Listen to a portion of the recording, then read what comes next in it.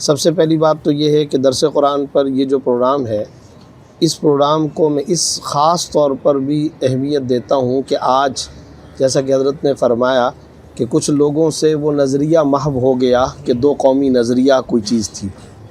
دوسرے نمبر پر اس سے بڑھ کر، یعنی المیہ سے بڑھ کر المیہ یہ کہ اس کا احساس نہیں ہے، تاریخ کو مسخ کرنے کی کوشش کی جاتی ہے، ریکارڈ کو مسخ کرنے کی کوشش کی جاتی ہے۔ ہمارے ٹاپ اسٹریم لیول کے جو چینلز ہیں اس پر بعض خود ساختہ دانشور آ کر کے یہ شیخیاں بگارنے، یہ بھاشن دینے کی کوشش کرتے ہیں کہ پاکستان تو ایک سیکولر اسٹیٹ کے طور پر وجود میں آیا تھا۔ ہندوستان پھر کیا تھا؟ وہ ایک سیکولر اسٹیٹ، تو اس کے اندر میں پھر پاکستان، یعنی ایک سیکولر اسٹیٹ میں ایک اور سیکولر اسٹیٹ۔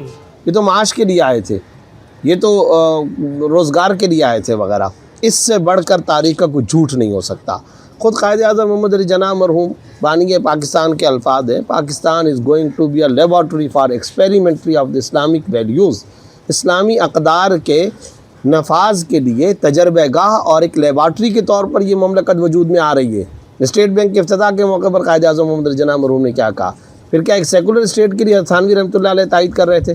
مولانا ظفر احمد صاحب عثمانی، حضرت مولانا مفتی محمد شفیع صاحب رحمۃ اللہ علیہ، علامہ شبیر احمد صاحب عثمانی رحمۃ اللہ علیہ، یعنی اپنے زمانے کے مجتہدین، فقہاء، علماء، ائمہ اسلام تھے یہ حضرات، اور تمام مسالک کے، ہم کسی ایک مکتب فکر کی بات نہیں کرتے، تو وہ کیا کسی ایک سیکولر اسٹیٹ کے لیے تائید کر رہے تھے اور خیبر پختونخوا کے اندر جا کے جلسوں میں تقریریں کر رہے تھے اور لوگوں کو اکٹھے کر رہے تھے، اور قلات سے لے کر کے خیبر پختونخوا، ناران و کاران، خانات سے بلوچستان تک کے علاقے، یہ سب کے سب کس لیے؟ ایک اسلامی اسٹیٹ۔ تو پہلے تو اس تاریخ کی حقیقت کو زندہ جاوید رہنا چاہیے، اس کو بار بار بیان کرنا چاہیے، یونیورسٹیوں میں، کالجوں میں، مساجد میں اس کا تذکرہ عام ہونا چاہیے۔ ایک نقطہ۔ دوسرا نقطہ یہ عرض کرنا ہے کہ آج کے پروگرام کا عنوان ہے امید۔ دیکھیں، پاکستان کو اللہ نے ہر طرح کے موسم دیے، نعمتیں دی، اللہ رب العزت نے اس قوم کے اندر ٹیلنٹ رکھا، یہاں میرٹ ہے، یہاں اعلیٰ درجے کی صلاحیتیں لوگوں کے اندر ہیں۔ میں اس کو عام طور پہ یوں بیان کرتا ہوں کہ اگر کسی کا گھر خراب ہو جائے نا، یعنی اس گھر کے اندر کچرا پڑا ہوا ہے، اس گھر کے اندر کچھ نجاستیں پڑی ہوئی ہیں، اس گھر کے اندر کچھ خرابیاں ہیں، تو کیا کوئی دنیا کا بندہ یہ کہہ سکتا ہے کہ اس گھر کو گرا دو؟ نہیں۔ کوئی یہ کہے گا کہ اب میں اس گھر کا دشمن بن جاؤں؟ کوئی یہ کہے گا کہ اس گھر کو منہدم کر دو، اس گھر کو خراب، اس کے وجود کا خاتمہ کر دو۔ تو پاکستان کو جب ہم وطن عزیز کہتے ہیں، اپنا گھر کہتے ہیں، اگر خرابیاں ہیں، خرابیوں کی اصلاح کی جائے گی، ملک سے دشمنی نہیں کی جائے گی۔ خرابیوں کی تندرستی، اس کی اصلاح اور مرمت، اس کو صحیح کرنے کی کوشش کی جائے گی۔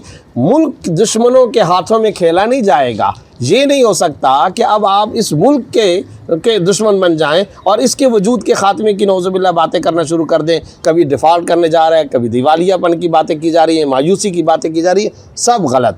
ایک تو یہ غلط ہے آئینی، قانونی، اخلاقی طور پر، دینی اعتبار سے بھی غلط ہے۔ یہ درس قرآن، جب ہم درس قرآن کی بات کرتے ہیں تو قرآن کریم کا درس یہ ہے کہ مایوسی کا لیے ہمارے پاس کوئی شرعی طور پر گنجائش بھی نہیں ہے، اور نہ ہی ہمارے لیے یہ شان اور زیبا دیتا ہے۔